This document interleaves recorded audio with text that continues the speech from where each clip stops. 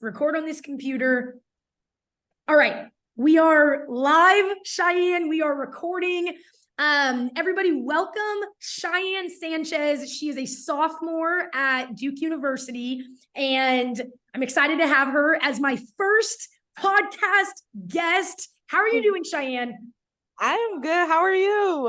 I am happier now that I'm talking to you. Since I started texting you, I've been looking forward to just like learning from you and hearing about your experiences. So I appreciate you taking the time to be with me. Vice versa. Yes, ma'am. All right. So first question is, I may have the answer to this, but I want to make sure that our listeners have the answer to this. Tell us a little bit about yourself. Your name, I said it, but I want you to own it. And like, who are you? And think of this as kind of like a typical like interview question where somebody's like, it's as open-ended as you want to take it. Who do you feel like you are, Cheyenne? Well, as you just stated, I am Cheyenne. I'm from Philly. I attend Duke University, as you all may know.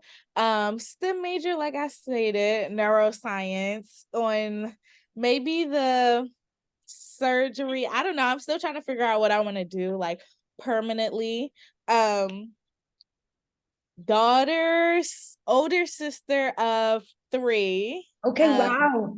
Yes, my mom restarted. I'm the second oldest.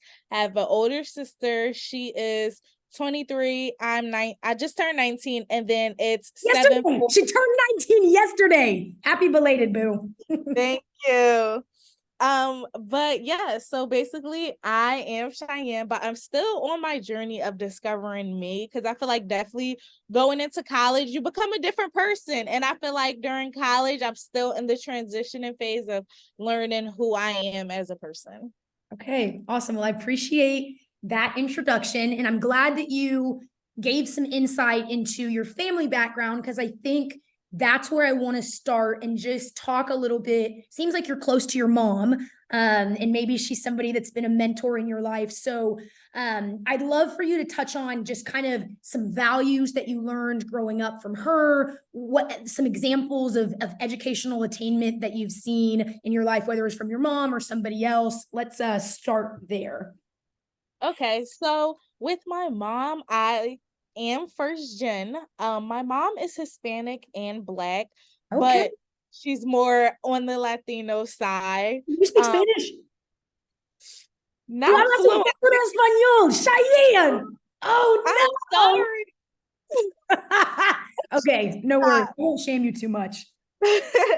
So yes, so basically on my mom's side, I found out that like a lot of the women in my Puerto Rican background, they actually did not finish school at all. A lot of them really just dropped out and became like housewives, stayed home, took care of the family and everything.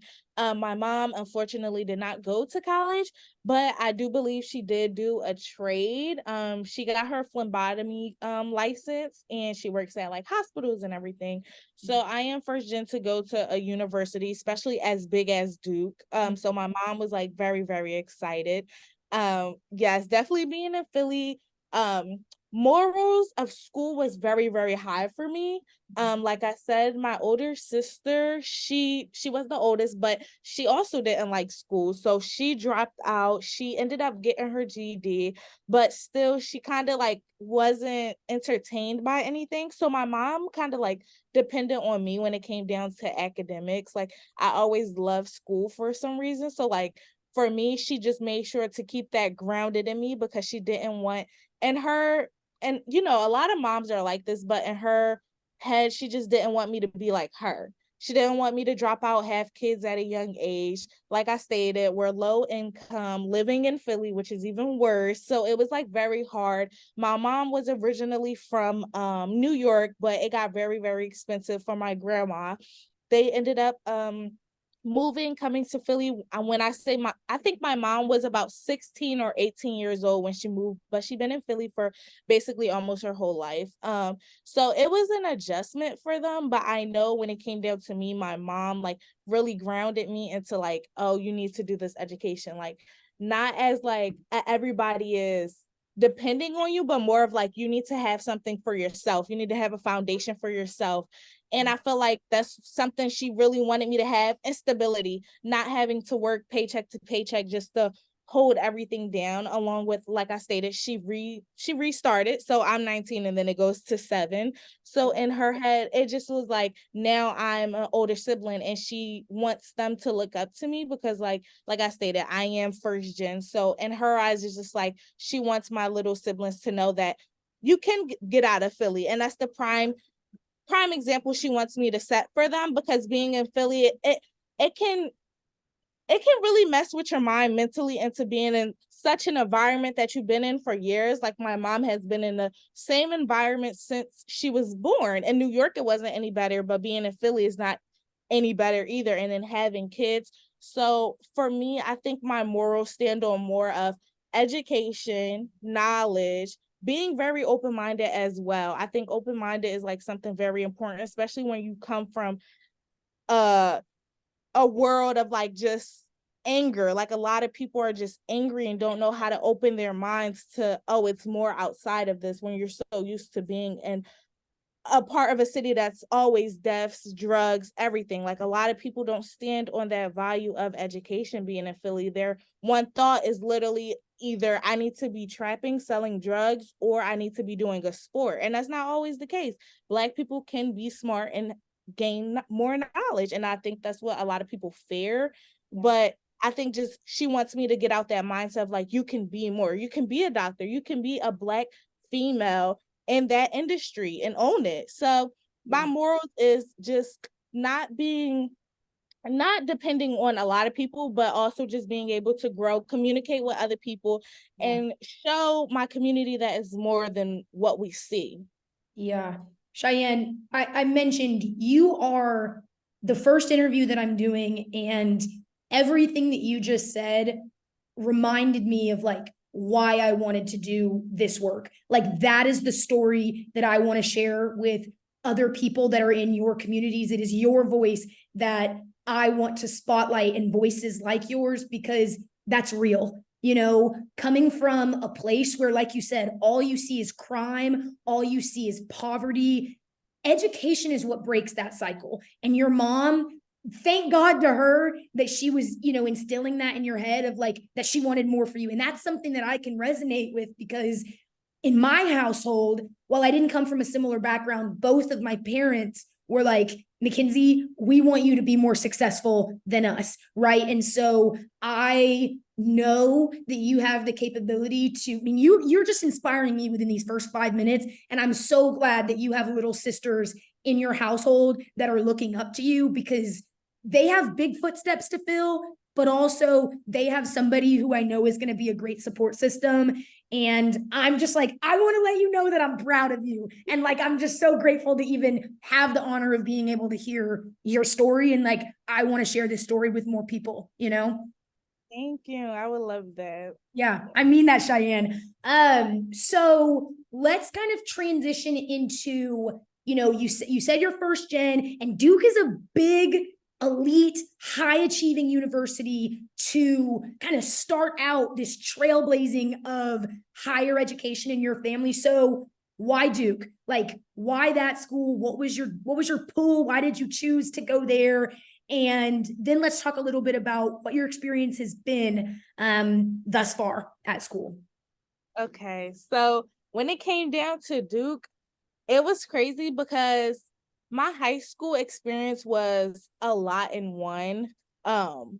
Just to like give a quick summary. In middle school, I was like actually going through a phase of like terrible twos.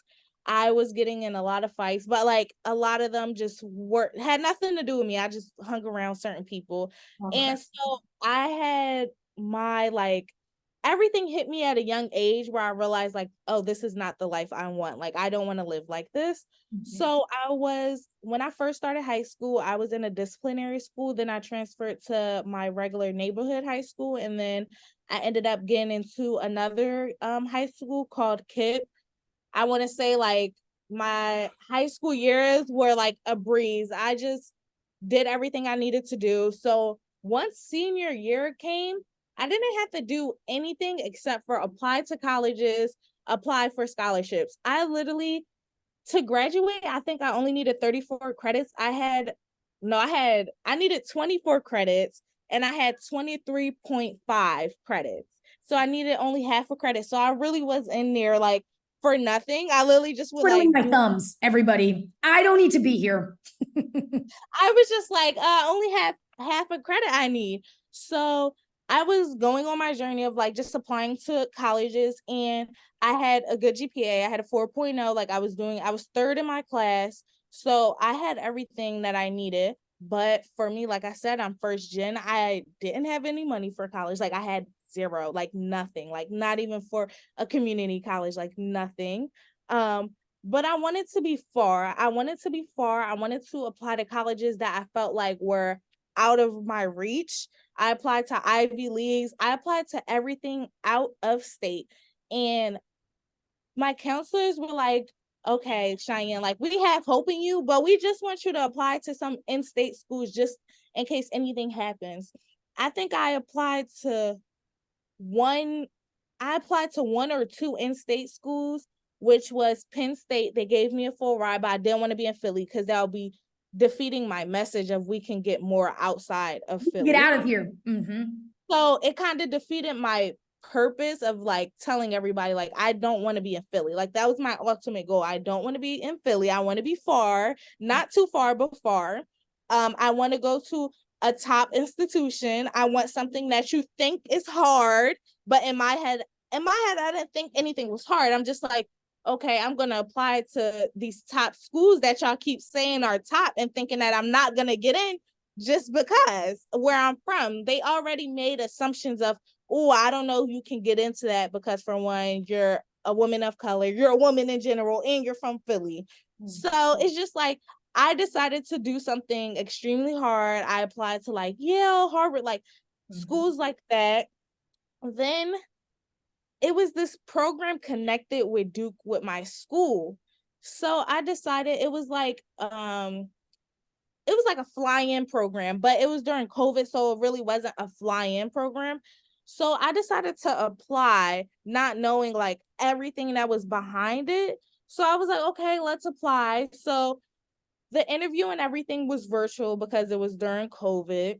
And I got a 3-day rundown, like Zooms of Duke based, like just telling us everything. It was just like a college tour, but also like, I'm trying to think like it was just everything all in one for 3 days. Like you had some classes, you had everything. So I was doing it on Zoom and I actually was like, wait, I like this. Like the people who were talking seemed so welcoming. Like it seemed very nice to me at one point. So I was like, oh, I think I'm going to do this. So I decided to do more research on it because at one point it was Georgetown and Columbia. That was my top schools at first. I did a summer program with Georgetown. It was like, maybe not. Then Columbia, I was like, it's in New York and I don't think I can handle all of that. So I was like, In New York, hard no, everybody. I mean, it's not for everybody. It's not for me, and it clearly is not for Cheyenne. yes. So I was just like, I don't think I'm gonna do New York because it gives me so much anxiety. It's so many people. It's expensive. It's just so much in one. Too So much I was going like, on. yes. And I was like, I don't think I want this.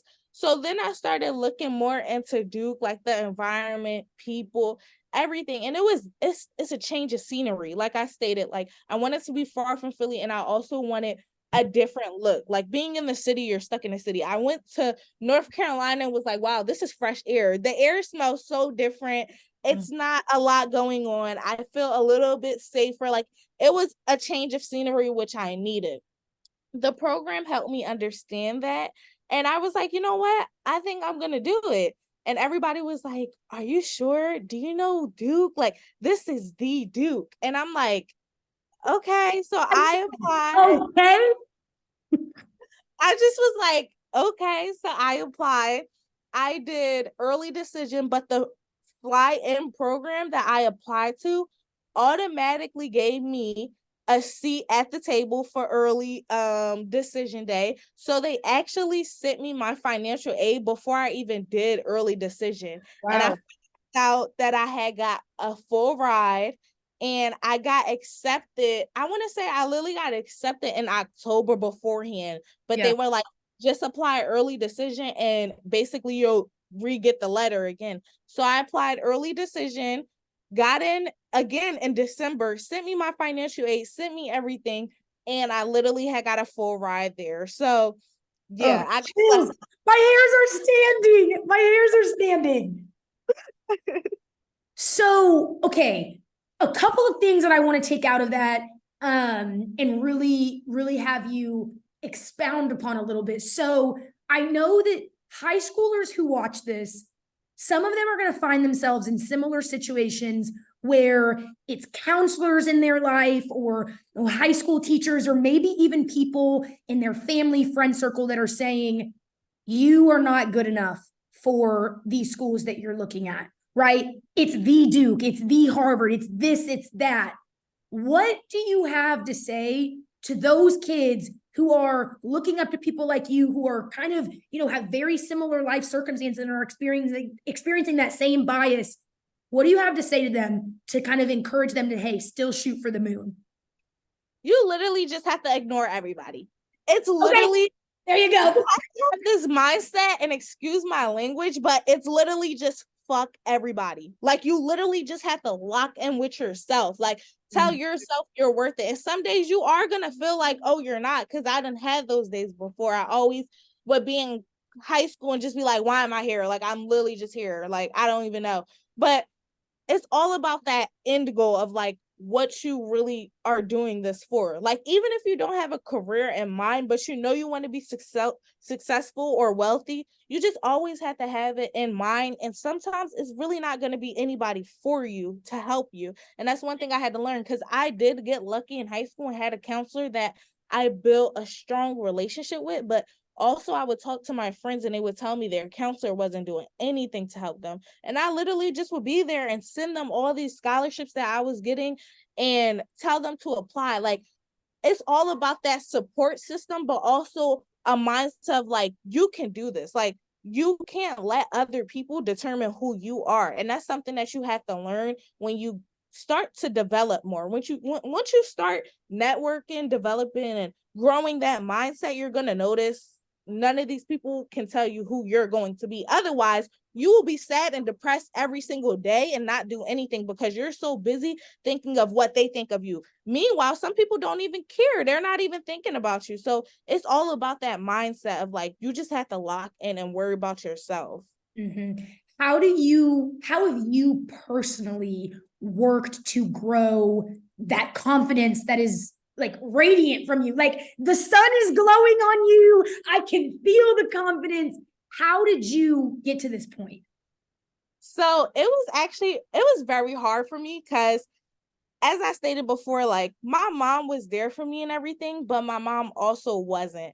Like I said, I'm first gen, so she didn't know anything. So every year doing FAFSA, she just sends me her taxes. Like, so it was little stuff like that where my mom actually couldn't help me at all. So I actually didn't have anybody to lean on. I would literally just go on YouTube, look up how to do this and that. Like, it was very hard sometimes because my mom was my biggest fan, but also I felt like it was certain traits which made me feel like she wasn't there for me. Like, sometimes she'll be like, are you sure you want to do that? Like, even when I applied to certain schools, it was just like, are you sure? Like, you got to have some backups. Like, sometimes she doubted me herself until like she saw like it's a work in progress. Like, everything isn't going to come naturally sometimes. Sometimes you really have to put that effort in, and then it starts to build up. But everything happens for a reason. I like to say that everything happens for a reason. And some people that's closest to you may knock you down, or it's I don't want to keep saying it's the mindset, but if you think about it, like, my mom in her head is just like, oh, are you sure? Her mindset is like that because she's been in an area where they haven't seen that. Like I stated, like, in Philly, you don't see people going to Duke. It's literally only 2 people from Philly that's in my class.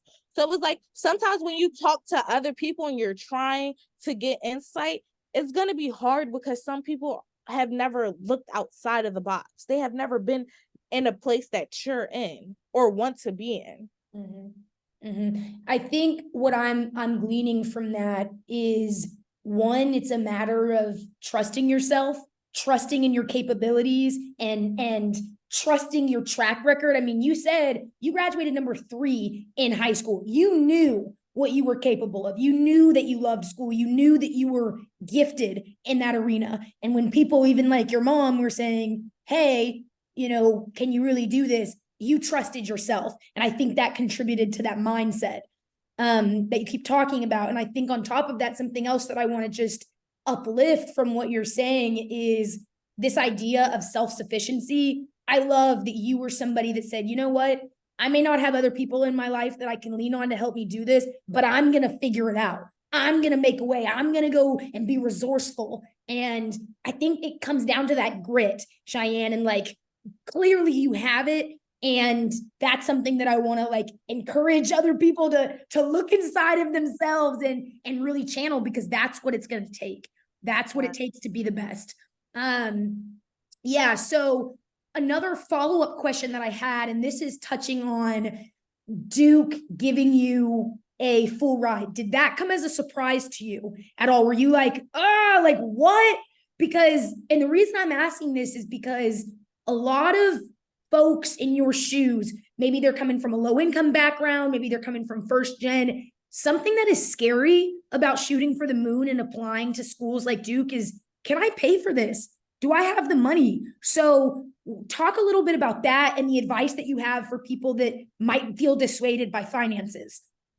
So definitely in my head, when I was applying to schools, I was just like, I want to be here. Like, I want to gain all this knowledge. I wasn't even thinking of money at one point until my counselor brought it up, and she'll be like, apply to scholarships, do this and that. So like I said, senior year, I didn't have much to do. So I spent every day applying to a bunch of scholarships. So when it came down to Duke giving me a full ride, I was surprised because I didn't think it was going to be fully covered. Like, I thought, okay, tuition, room, okay. But the fact that it was fully covered for 4 years, I was like extremely happy, but also I was in disbelief. Like, even when I got the acceptance letter, I was just like, I don't know if this is real. What happened if they just take it?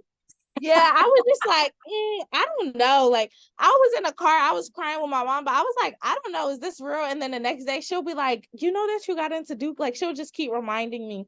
And I'll be like, feels unreal.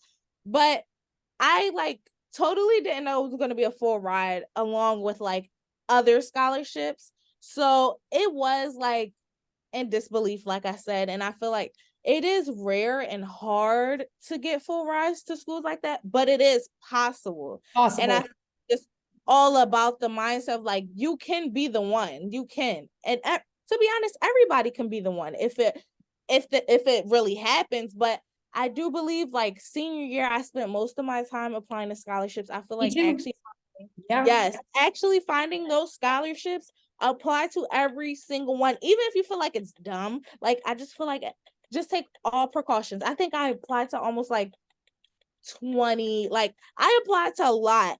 And I think I only got about like 4 or 5, but they were like set. They set me up for the rest of my 4 years, because then it's like I was able to have extra funds each semester given to me. So it's like I did get lucky with that, but I also don't feel like it's luck. I think it's just because senior year, I knew what I wanted for myself. And I think some people really don't take advantage of the opportunities given to them because either they don't know anything about them or they just decide to sleep on them like, oh, I'll be fine. So I think it's all about taking those opportunities.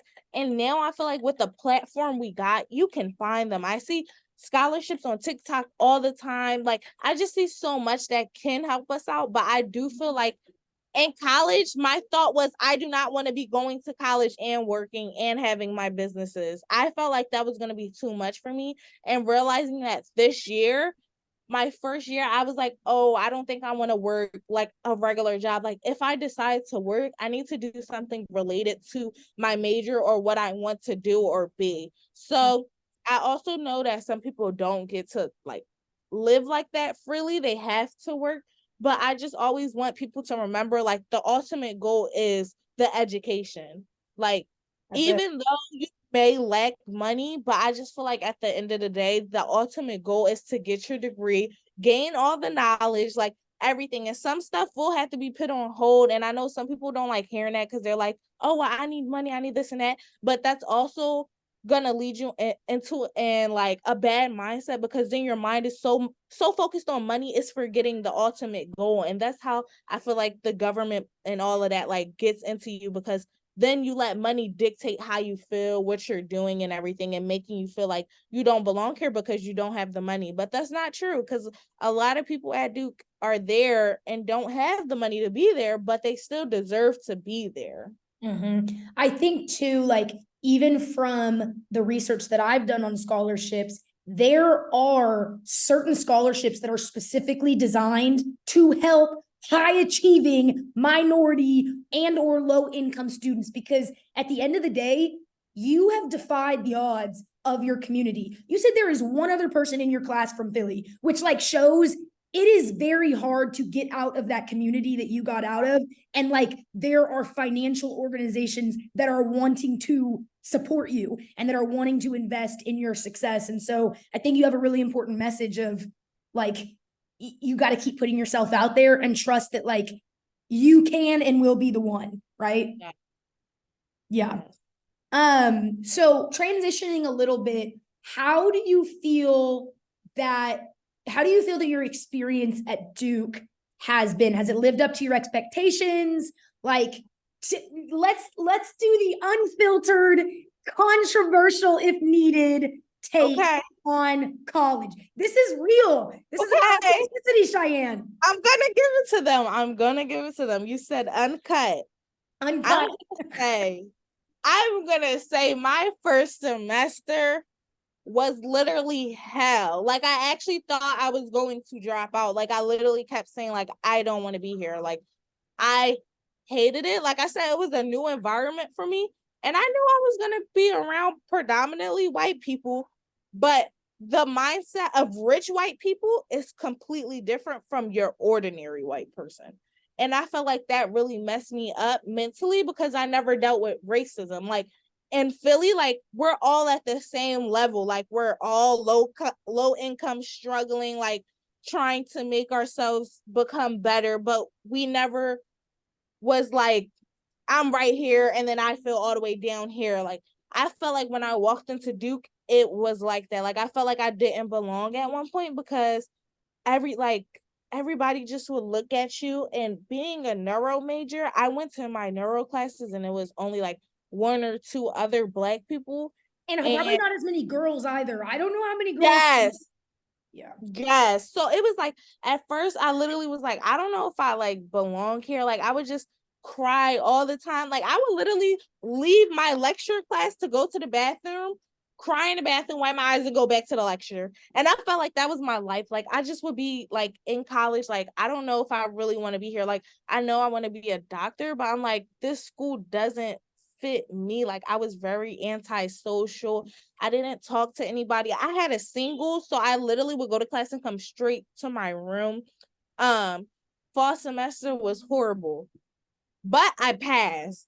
Then spring semester, it was a whole new change of scenery. Like, it just made me love everything about it. I started talking more. I started blossoming. Like, I was anti-social. Like, this is my first year ever socializing. And when I tell people that, they're like, why? Because you seem like such a social person. Like, the way you talk and just open up, like, I would have never thought that you was antisocial. I'm like, I never spoke to people until this year, literally January. Once we came back from winter break, I started talking, socializing, networking, meeting my people, being around Black Duke, just being around like more outside, like just talking to people. And I just started to love people, actually. Like, I started talking to people, like understanding their mindsets, like having that open mind and perspective. Like, it just changed for me. So spring semester made me actually really love Duke. But my first semester was actually like a drag. Like, I felt like I didn't want to be there. But I feel like spring semester, it was a great semester, but I also feel like it was still stuff within Duke that I felt like I could not change, that is there. Like, I do believe like the racism there is real, and I never really dealt with it like that. But definitely like that saying of like making a mediocre white man mad is so real, because being in my classes is like, when you sit in there, you already feel the tension of them, like, why are you here? Like, you already feel it. And I feel like just having to change my mindset into thinking like, I do belong here. Like, at the end of the day, my color doesn't depict whether I'm smart or dumb.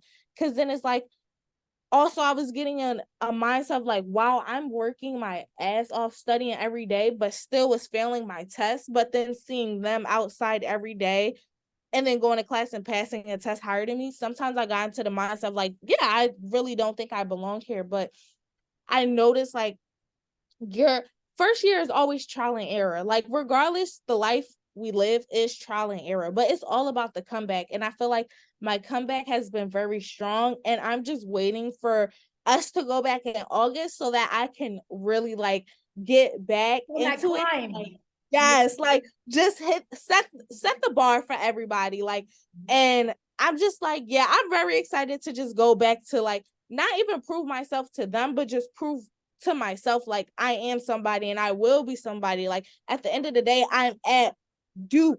So with this degree, either way, I will be successful no matter what I do. And I think you touched on it there. Sometimes to be in spaces that we need to be in to be credentialed and to get the degree and to get the clout, it is going to come with, you know, bias and racism and prejudice and being looked at differently. Like, sometimes those things come from being in those spaces, but I believe that if you're anything like me, if you go back to your senior year and God showed you a crystal ball or something and said, Cheyenne, this is what your first semester is going to be like. This is some of the things that you're going to encounter. This is what it's going to be like at a PWI, but you're going to leave after 4 years with this Duke degree, with this education that's going to set you up to be a doctor. Would you or would you not go back and do it all again? I would. Like, just knowing like, at the end of the day, no matter what, you're guaranteed to be successful. Like, Exactly. Duke, you got to think, the Duke, the top 10 school, like, no matter what, your name will hold weight. And don't make the degree define who you are. Just add on to who you already know you are. Like, mm-hmm. So we have about 8 minutes left, and there are two things that I want to spotlight. I want to talk about community, and I want to talk about passion. So one, let's talk about community, because that just kind of touched on one thing that you mentioned. How did you seek out Black Duke spaces? Because that's how I found you. I found you in the Black Duke chat. Be strong. It'd be having the connection. So how did you get connected in those spaces, and have you found other people at Duke who you can identify with and relate to? And how has that shaped your experience? So with Black Duke, I think, like I said, spring semester, I started talking more. And once spring semester came, I felt like I became friends with a lot of upper class people, which was crazy. But I built a strong relationship with a lot of upper class. And then they ended up being in like frats and sororities. And then like, I just became closer, and like, we would just have deep conversations about Duke. And then like, I just finally found out like it wasn't me. So I'm also a Cardea fellow. So I would talk to my other Cardeas and like tell them like, Is that the Psych Neuroscience Fellowship? no, it's like it's a pre-med, Okay, everything. Scratch that. Cut the script. Okay, keep going. Keep going. JK. But I would like talk to them about stuff that was going on, because recently Jen Kim wiped me out. And I was like, am I like the only one? Like, am I not getting something? Like, what is wrong with me? Like, am I dumb? Like, I was going through it. And when I was talking to them, they literally were like, I'm going through the same thing. And then once we got to that point, then we got closer and deeper into even like family, income, money, financial aid, everything. And it was like, wow, like, it's crazy how majority of us are going through the same thing, but nobody's talking about it. Nobody is talking about it. Nobody's bringing it up. Not saying it's normal, but to normalize other people of feeling that imposter syndrome. Like, no, we all feeling this, but we're putting this mask on to think that we're okay. But once I started talking to them, like, we were all going through the same thing. And then it's like, it's like a trauma bond. Like everybody was just bonding over that. And it's like, but then we all built each other up to be like, no, like you got this, like keep going. And Yeah. that's how I was like, yeah, like I'm meant to be here. I just am different. I'm gonna have to study more. I'm gonna have to put more time in. Like it's gonna be different for everybody, and everybody's experience is gonna be different. Like it might have been a breeze in high school for me, but now I know I'm in college. So this is different. This is completely different. And it's my mindset was having trouble adapting to that difference. So I feel like that was something, but Black Duke definitely like helped me adjust to that. And like you said, like the Black Duke group chat is strong. Like when you need help, they're there to help you. Like as soon as you have a question, it's people sending messages right back. Like, so I feel like they really, the bond there just like came naturally. And I love stuff that just comes naturally. Mm-hmm. And I think the reality is those community pockets, Black Duke, you know, SOCA, which is Students of the Caribbean, like they may have different names at other universities, but we are moving towards a world where those communities exist.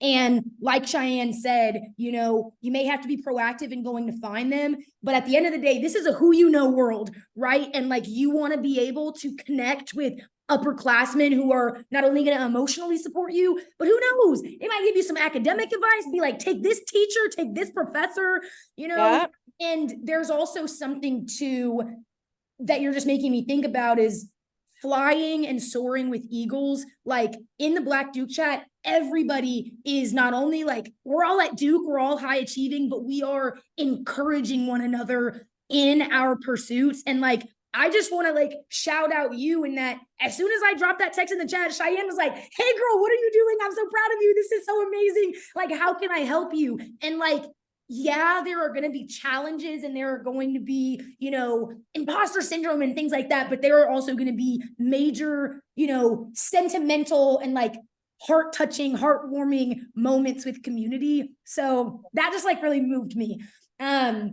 Now, my last question, and I'm going to give you an opportunity to plug yourself here, is I want you to talk about we got like 5 minutes, Cheyenne, to talk about your nonprofit. What are you doing? Why did you found it?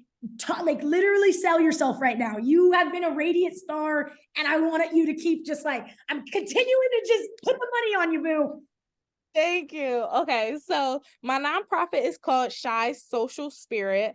I recently just started this May, but I think I have always lived in Philly, so I always seen what was going on, but I never really like, not to say I didn't care, but I never really took into consideration what is going on. So when I went to college, being in Duke, and you know, it's all nature, it's not, you're in a bubble, you're in a Duke bubble. And then I came back to Philly and I was like, wow, this is what I live in. Like, this is what I see every day. These are the people that I just see on the corner, like homeless. Like, poverty is so high here. Like, it's high everywhere, but in Philly, it's just like everywhere you go, you see it. Addicts everywhere. So in my head, I was like, I want to do something different. Like, even though Philly sometimes get on my nerves, I care about the people. And it's like, you have to really come back to the city to express that love. So I decided to create a nonprofit helping homeless people and addicts in need of basic living essentials.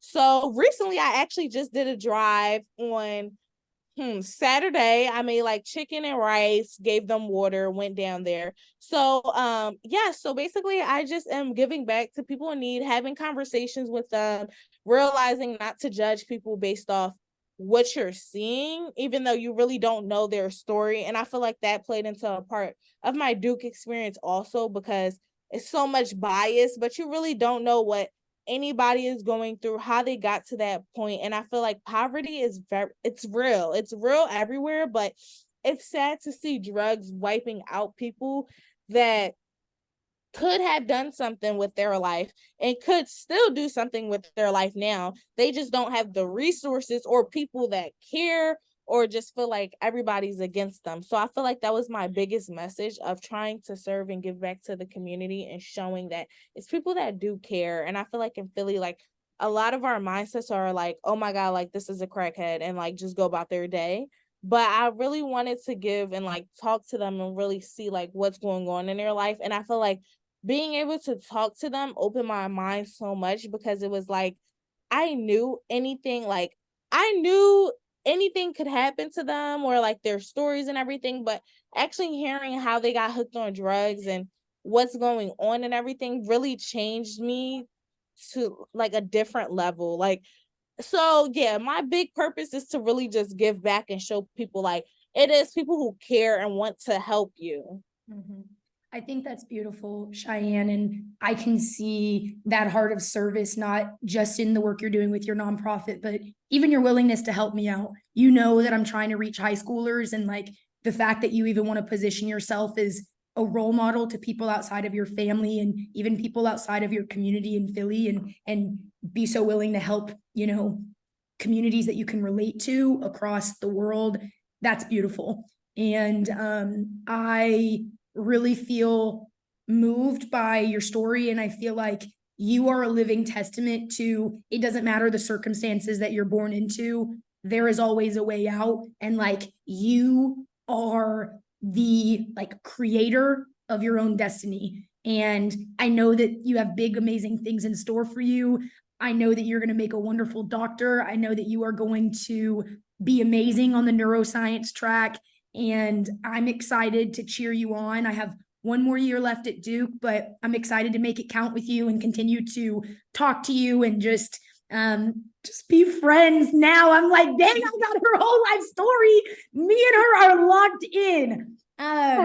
So thank you, Cheyenne. Thank you for being honest and vulnerable and giving me your time. And just know that you've not just touched me, but I know you're going to have touched a lot of people with this video. For having me. It was so great talking to you. Like, Hey. this was amazing.